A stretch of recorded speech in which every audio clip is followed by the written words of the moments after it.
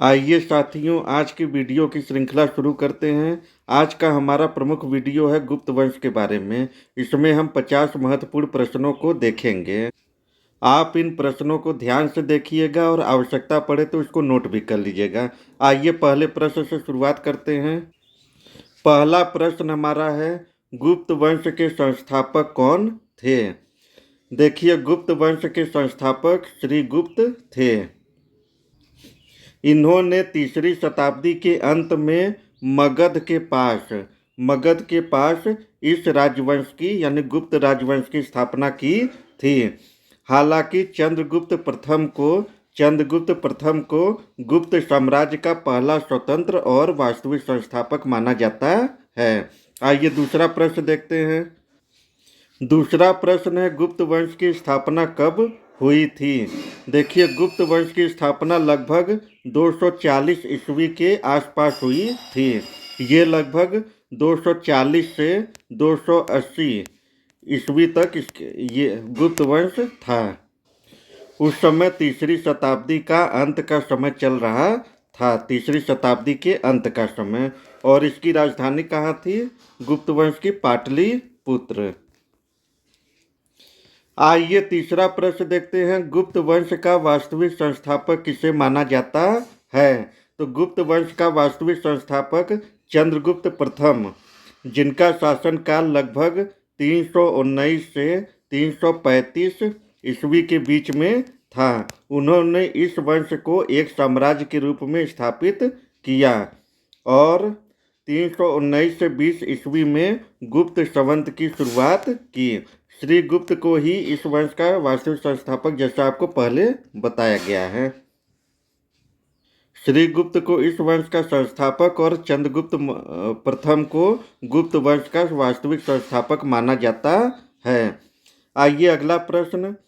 चंद्रगुप्त प्रथम ने किस वंश की राजकुमारी से विवाह किया? देखिए, चंद्रगुप्त प्रथम ने लिच्छवी वंश की राजकुमारी कुमार देवी से विवाह किया था। इस महत्वपूर्ण वैवाहिक गठबंधन ने गुप्त साम्राज्य के विस्तार, उसकी शक्ति को मजबूत करने और उन्हें महाराजाधिराज की उपाधि प्राप्त करने में महत्वपूर्ण भूमिका निभाई थी। आइए अगला प्रश्न देखते हैं। समुद्रगुप्त को किस नाम से जाना जाता है? गुप्त वंश के प्रतापी राजा समुद्रगुप्त को मुख्य रूप से भारत का नेपोलियन से जाना जाता है और यह उपाधि उन्हें प्रसिद्ध इतिहासकार डॉक्टर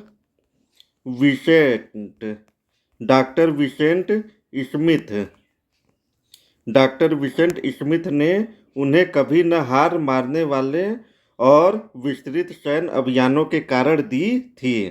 आइए अगला प्रश्न देखते हैं। समुद्रगुप्त की विजयों का वर्णन किस अभिलेख में है? समुद्रगुप्त के विजय अभियानों का वर्णन उनके दरबारी कवि हरिशेन द्वारा रचित प्रयाग प्रशस्ति में मिलता है। यह अभिलेख अशोक स्तंभ पर खुदा हुआ है। आइए अगला प्रश्न देखते हैं। प्रयाग प्रशस्ति किसने लिखी? जैसा मैंने आपको अभी बताया पिछले प्रश्न में, प्रयाग प्रशस्ति हरिशेन ने लिखी थी। आइए अगला प्रश्न देखते हैं। समुद्रगुप्त किस वाद्य यंत्र को बजाने में निपुण था? गुप्त वंश के महान सम्राट समुद्रगुप्त वीणा बजाने में निपुण थे। उन्हें संगीत का बहुत शौक था और उनके द्वारा जारी सोने के सिक्कों पर उन्हें वीणा वादन करते हुए दिखाया गया है। आइए अगला प्रश्न। चंद्रगुप्त द्वितीय का अन्य नाम क्या था? गुप्त सम्राट चंद्रगुप्त द्वितीय के अन्य प्रसिद्ध नाम विक्रमादित्य या चंद्रगुप्त विक्रमादित्य था। इन्हें देवगुप्त, देवराज और देवश्री नामों से भी जाना जाता था। आइए अगला प्रश्न देखते हैं। चंद्रगुप्त द्वितीय ने किस शासक को हराया था? चंद्रगुप्त द्वितीय ने लगभग 395 से 409 ईस्वी में पश्चिमी भारत के शासक रुद्र सिंह तृतीय को हराकर पश्चिमी राजवंश का अंत किया था। आइए अगला प्रश्न, गुप्त काल में कौन सा चीनी यात्री आया था? देखिए, गुप्त काल में प्रसिद्ध चीनी यात्री फाहियान भारत आए थे। यह लगभग 399 से 414 ईस्वी के बीच बौद्ध धर्म ग्रंथों की खोज और पवित्र स्थलों से दर्शन के लिए भारत आए थे। आइए अगला प्रश्न, फाहियान किसके शासन काल में भारत आया? फाहियान चंद्रगुप्त द्वितीय के शासन काल में भारत आए थे। अगला प्रश्न है, गुप्त काल की राजधानी क्या थी? देखिए, गुप्त काल की राजधानी पाटलिपुत्र थी। पाटलिपुत्र यह आधुनिक पटना के नाम से बिहार में है। यह गंगा नदी के तट पर स्थित एक प्रमुख राजनीतिक और सांस्कृतिक केंद्र है। बाद के गुप्त शासकों ने उज्जैन को अपनी दूसरी राजधानी या सांस्कृतिक केंद्र के रूप में विकसित किया था। आइए अगला प्रश्न, गुप्त काल को किस युग का स्वर्ण युग कहा जाता है? गुप्त काल को प्राचीन भारत का स्वर्ण युग कहा जाता है। आइए अगला, आर्यभट्ट किस काल में थे? आर्यभट्ट प्राचीन भारत के गुप्त काल के अंतिम चरण में थे। वे 5वीं-6वीं शताब्दी के दौरान भारत के सबसे महान गणितज्ञ और खगोल शास्त्री थे। आइए अगला प्रश्न, कालिदास किस शासक के दरबार में थे? कालिदास गुप्त वंश के शासक चंद्रगुप्त द्वितीय, जिन्हें विक्रमादित्य के नाम से भी जाना जाता है, के दरबारी कवि और उनके 9 रत्नों में से एक थे। वे उज्जैन के राजा विक्रमादित्य के दरबार की शोभा बढ़ाते थे और अपनी रचनाओं के लिए प्रसिद्ध थे। आइए अगला प्रश्न, गुप्त काल की प्रमुख लिपि कौन सी थी? गुप्त काल की प्रमुख लिपि ब्राह्मी लिपि थी। आइए अगला प्रश्न, गुप्त काल में प्रचलित धर्म कौन सा था? गुप्त काल में प्रचलित धर्म वैष्णव धर्म था। आइए अगला प्रश्न, गुप्त काल के प्रसिद्ध विश्वविद्यालय कौन से थे? देखिए, गुप्त काल जिन्हें शिक्षा और ज्ञान का स्वर्ण युग कहा जाता है, जिनके सबसे प्रमुख विश्वविद्यालय नालंदा विश्वविद्यालय था, जिसे 5वीं शताब्दी में कुमारगुप्त प्रथम ने स्थापित किया था। इसके अलावा वल्लभी विश्वविद्यालय और तक्षशिला भी उच्च शिक्षा के प्रमुख केंद्र थे। आइए अगला प्रश्न, कुमारगुप्त ने किस विश्वविद्यालय की स्थापना की? सेम यही प्रश्न, कुमारगुप्त ने नालंदा विश्वविद्यालय की स्थापना की।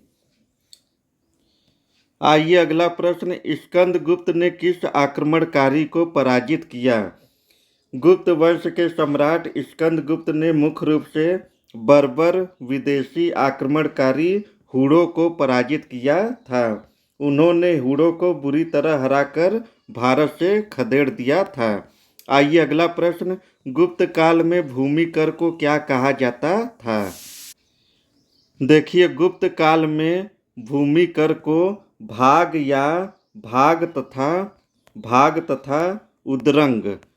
तथा उदरंग कहा जाता था। अगला प्रश्न है, गुप्त काल की स्वर्ण मुद्रा को क्या कहा जाता था? गुप्त काल की स्वर्ण मुद्रा को दिनार कहा जाता था। अगला प्रश्न, गुप्त काल में ग्राम प्रशासन का प्रमुख कौन था? गुप्त काल में ग्राम प्रशासन का प्रमुख ग्रामिक रहते थे। अगला प्रश्न है, गुप्त काल में प्रांतीय शासक को क्या कहा जाता था?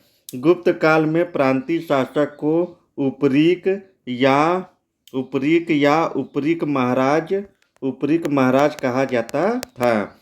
वे सीधे राजा द्वारा नियुक्त होते थे और प्रांत जिसे भुक्ति भी कहा जाता था, वे सर्वोच्च अधिकारी होते थे।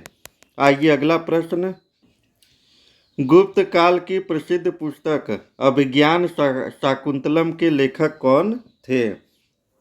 देखिए, गुप्त काल के प्रसिद्ध पुस्तक अभिज्ञान शाकुंतलम के लेखक कालिदास जी थे। अगला प्रश्न है, गुप्त काल की प्रसिद्ध धातु मूर्ति कौन सी है? देखिए, गुप्त काल की सबसे प्रसिद्ध और उत्कृष्ट धातु मूर्ति बिहार के सुल्तानगंज से प्राप्त भगवान बुद्ध की प्रतिमा है, जिसे 500 से 700 ईस्वी के दौरान लास्ट वैक्स तकनीकी से बनाया गया था। यह प्रतिमा वर्तमान में बर्मिंघम संग्रहालय में है। अगला प्रश्न, गुप्त काल की प्रमुख कला शैली कौन सी थी? गुप्त काल की प्रमुख कला शैली मथुरा एवं सारनाथ शैली है।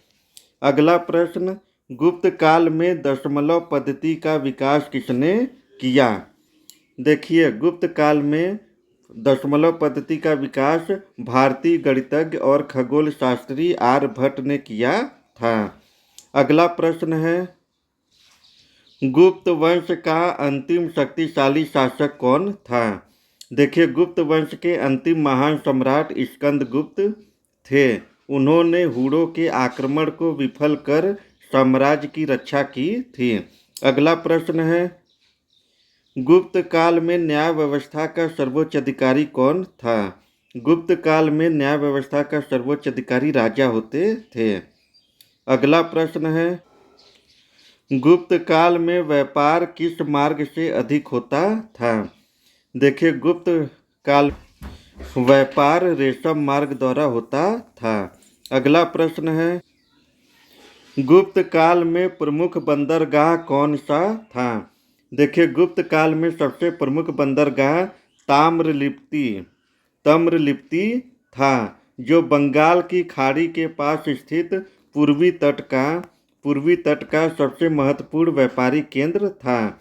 यह बंदरगाह दक्षिण पूर्व एशिया, चीन और श्रीलंका के साथ समुद्री व्यापार का प्रमुख माध्यम था।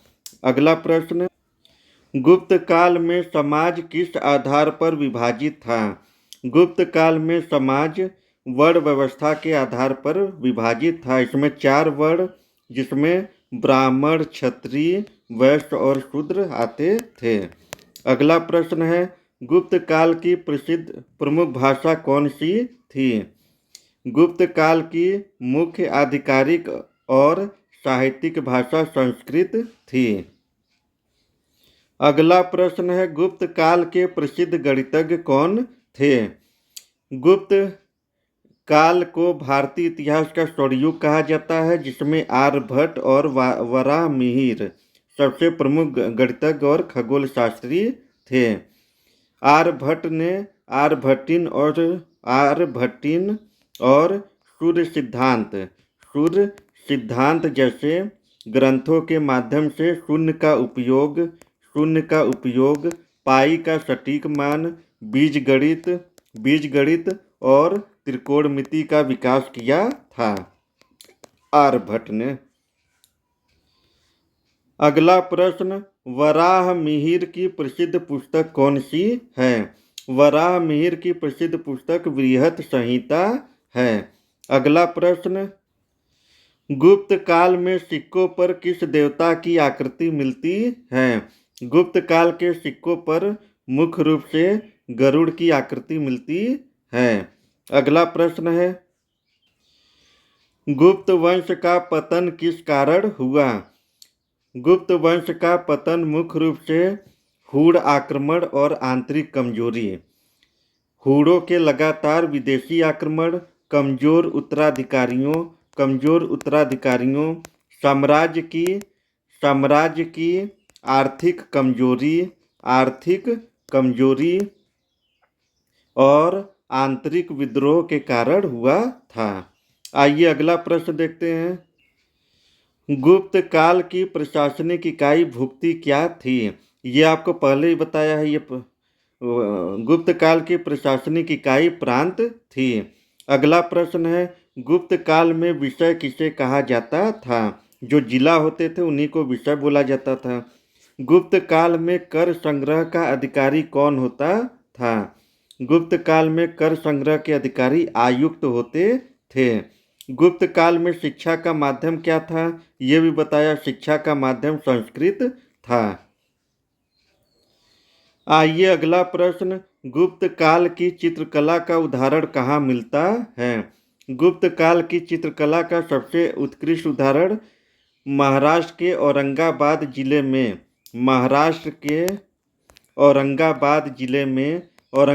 जिले में स्थित अजंता की गुफाओं और मध्य प्रदेश के 4 जिले में स्थित बाघ की गुफाओं से मिलते हैं। अगला प्रश्न है, गुप्त काल में स्तंभ निर्माण की प्रसिद्ध धातु कौन सी है? गुप्त काल में स्तंभ निर्माण की प्रसिद्ध धातु दिल्ली का लौह स्तंभ है। अगला प्रश्न, गुप्त काल में विवाह की प्रचलित प्रथा कौन सी थी? गुप्त काल में मुख्य रूप से ब्रह्म विवाह प्रचलित प्रथा थी, जिसमें पिता योग्य वर को बुलाकर कन्या का दान करते थे। इसके साथ ही गंधर्व विवाह और असुर विवाह भी समाज में प्रचलित थे। इस काल में बाल विवाह की प्रथा भी बढ़ने लगी थी गुप्त काल में। अगला प्रश्न है, गुप्त काल में सेना का प्रमुख कौन होता था? गुप्त काल में सेना का सर्वोच्च प्रधान स्वयं सम्राट होता था, जबकि सेना का सर्वोच्च अधिकारी महाबलाधिकृत होते थे। अगला प्रश्न है, गुप्त काल में विदेशी व्यापार किन देशों से था? गुप्त काल में भारत का विदेशी व्यापार मुख्य रूप से रोम साम्राज्य और दक्षिण पूर्व एशिया, श्रीलंका, फारस, अरब और इथियोपिया के साथ था। अगला प्रश्न है, गुप्त वंश का विस्तार किस क्षेत्र तक था? गुप्त वंश का विस्तार उत्तर भारत के अधिकांश भाग तक था। आइए आज का आखिरी प्रश्न देखते हैं, गुप्त वंश का अंतिम शासक कौन माना जाता है? गुप्त वंश का अंतिम शासक विष्णुगुप्त को माना जाता है, जिन्होंने लगभग 540 से 550 ईस्वी तक शासन किया था। ये कुमारगुप्त तृतीय के पुत्र और नरसिंहगुप्त के पोते थे। वे विष्णुगुप्त के साथ ही महान गुप्त साम्राज्य का पतन हो गया था। तो गुप्त वंश के अंतिम शासक विष्णुगुप्त थे। तो साथियों, आपने इसमें गुप्त वंश के 50 महत्वपूर्ण प्रश्नों को देखा। मुझे उम्मीद है कि आपने सभी प्रश्नों को आप भली भांति समझ गए होंगे और सभी जहां आवश्यकता होगी वहां आपने नोट कर लिया होगा। अगर आपको हमारी पढ़ाई हुई चीज़ें अच्छी लगती हैं और समझ में आती हैं तो हमारे चैनल को लाइक एंड सब्सक्राइब करें। आपका बहुत बहुत धन्यवाद।